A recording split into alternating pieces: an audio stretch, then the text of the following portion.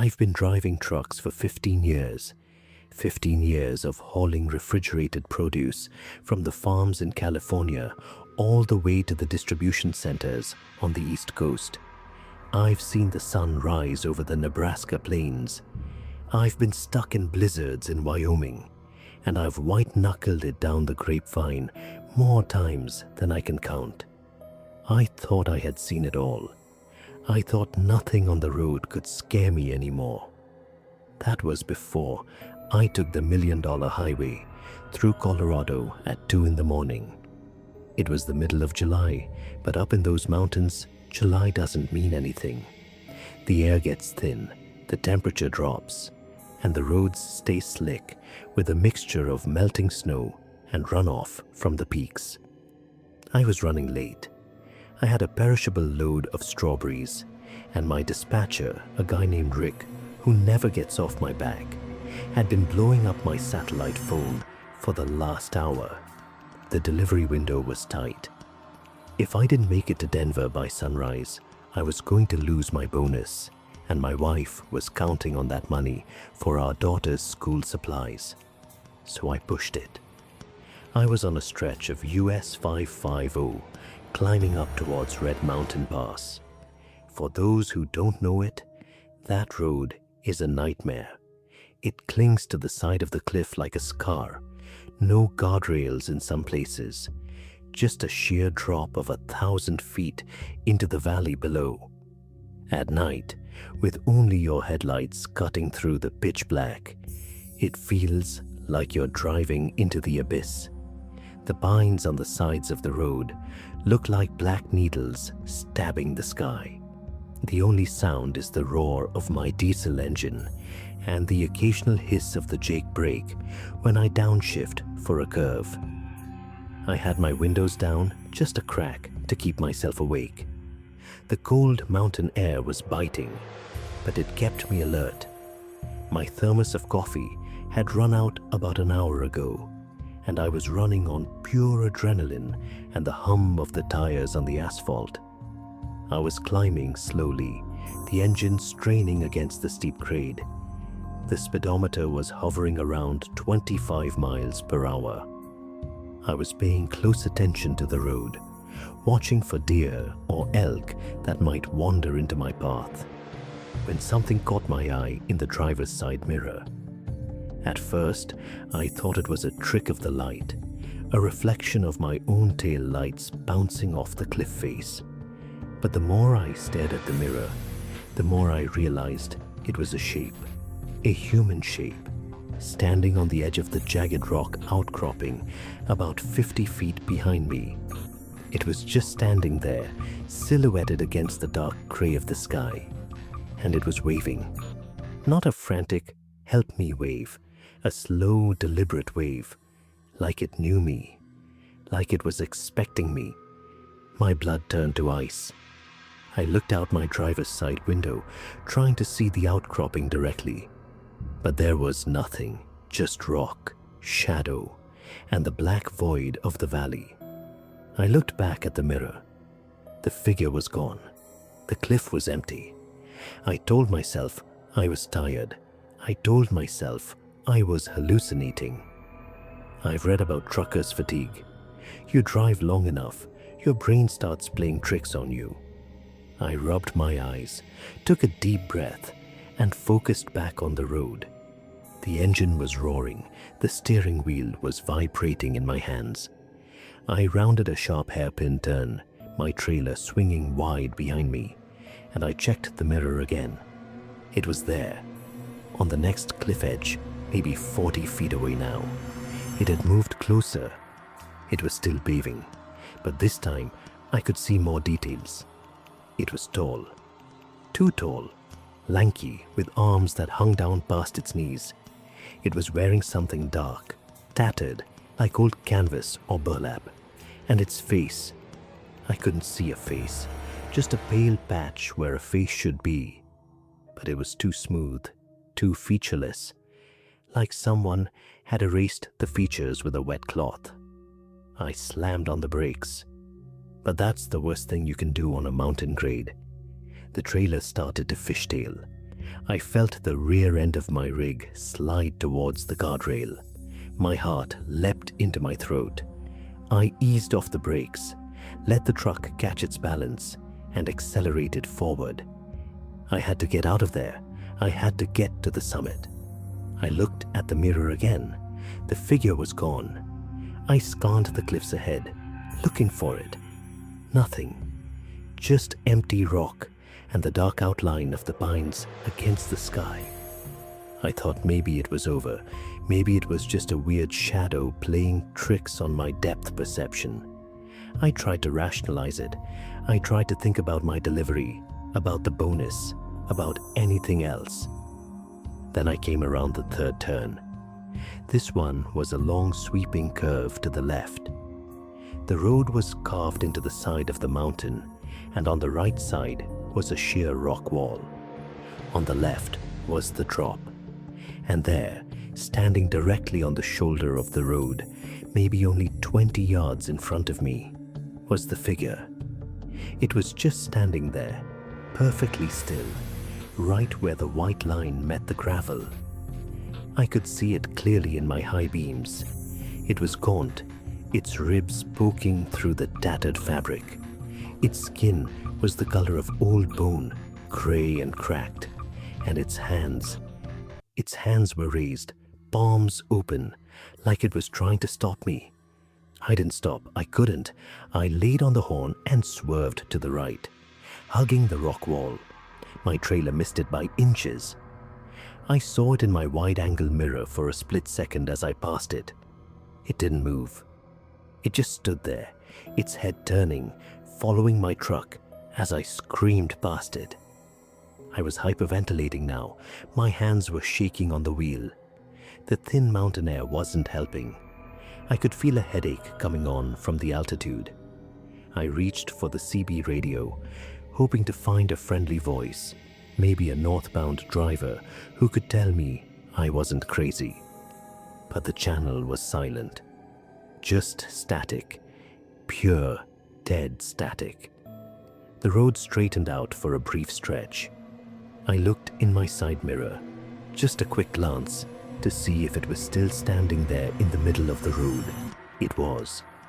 But it wasn't just standing anymore. It was running. It was running impossibly fast, its long legs eating up the asphalt. It was gaining on me. I stomped on the accelerator. The engine roared, black smoke belching from the exhaust pipe. My truck was heavy, but I was pushing it. I shifted gears like a maniac, trying to squeeze every ounce of power out of the diesel. The RPMs were redlining. The temperature gauge was climbing. I didn't care. I just needed to get to the top. The fourth turn came up fast. This one was a sharp right. I downshifted. My foot hovered over the brake, but I didn't slow down.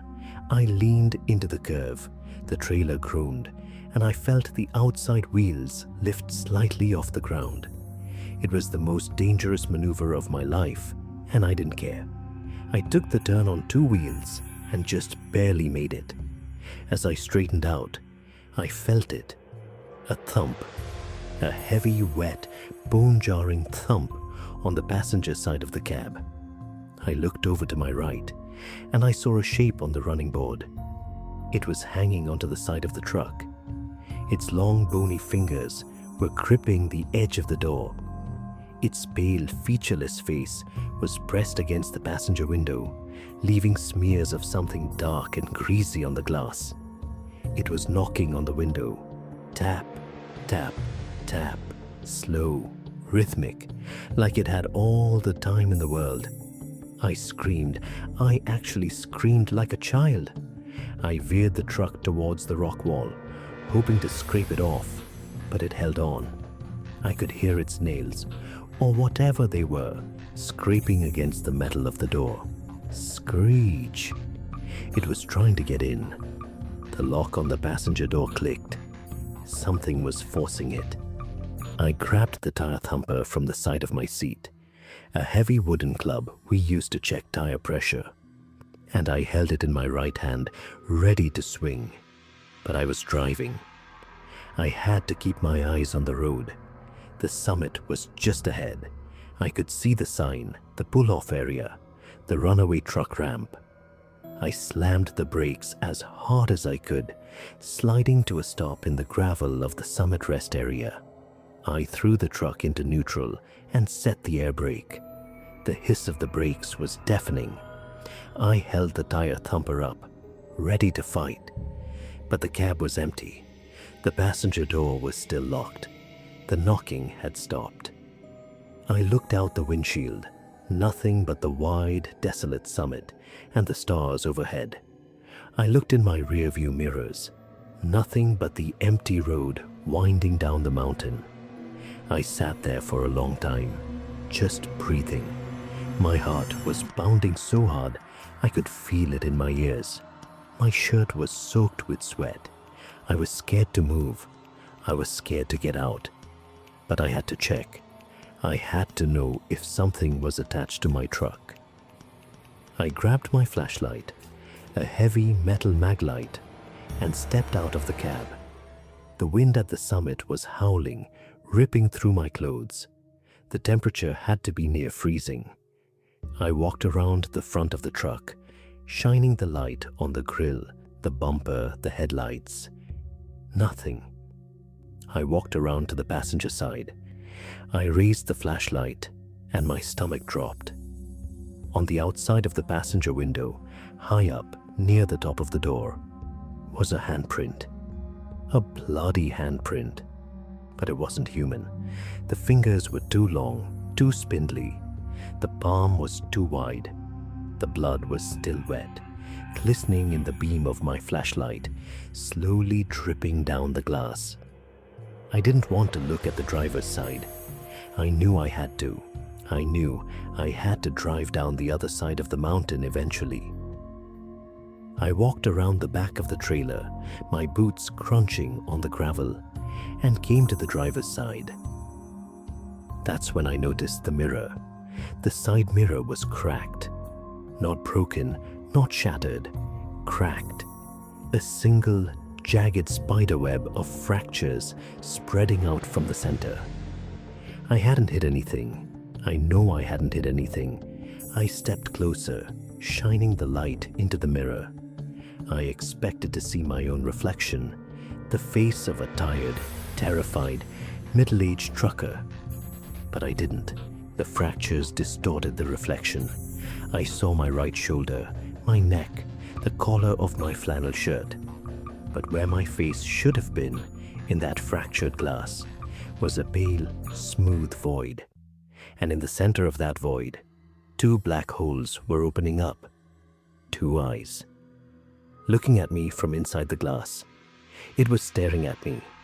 Its mouth opened, a dark gash in the glass, and it smiled. I stumbled backward, tripping over a rock, and fell hard on my backside on the gravel. I scrambled to my feet, backing away from the truck. I didn't want to look at the mirror again.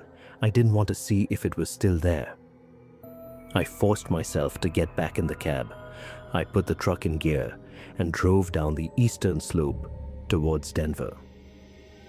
I didn't look at the mirrors again for the rest of the night. I drove by instinct, watching the white line on the right side of the road, not daring to glance to my left or right. I made my delivery. I got the bonus. I went home to my wife and daughter. I told them I was tired and went to bed. I didn't tell anyone what I saw. What would I say?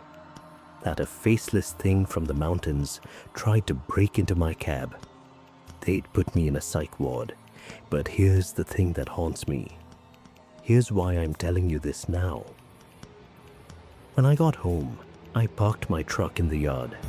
I couldn't look at the driver's side mirror. I covered it with a tarp. The next morning, I went out to take the tarp off to inspect the damage. The mirror was gone. There was no crack, no scratches, no handprint. The glass was pristine. But when I walked past the garage later that day, I saw it. My spare mirror. The one I kept hung up on the wall, the one I used to replace the broken one I had from an accident 2 years ago. It was sitting on my workbench, standing upright.